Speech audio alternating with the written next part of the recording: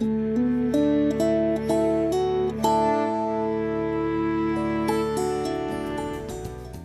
museum is a collection of our history and heritage of the seafood and maritime industries.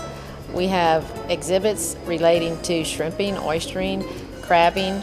Then we go into blacksmithing, wooden boat building.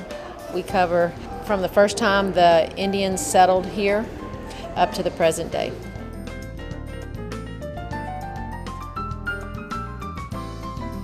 The Biloxi schooners was the workhorse of the seafood industry back in the late 1800s, early 1900s.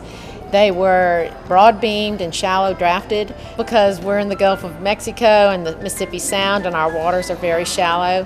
So of course the oyster beds are in shallow waters, and I mean some of the best shrimping were in shallow waters at the time when they were using the seine nets.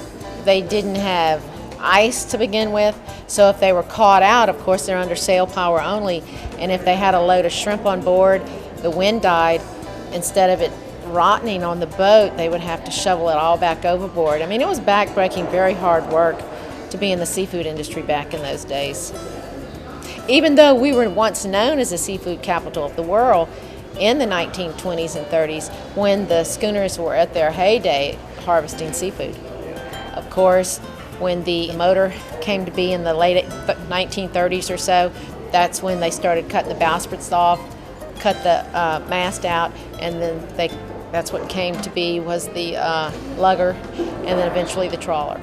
I think they will come away with a broader sense of just how hard it was to make a living in the seafood industry, and that's what built Biloxi and the Gulf Coast.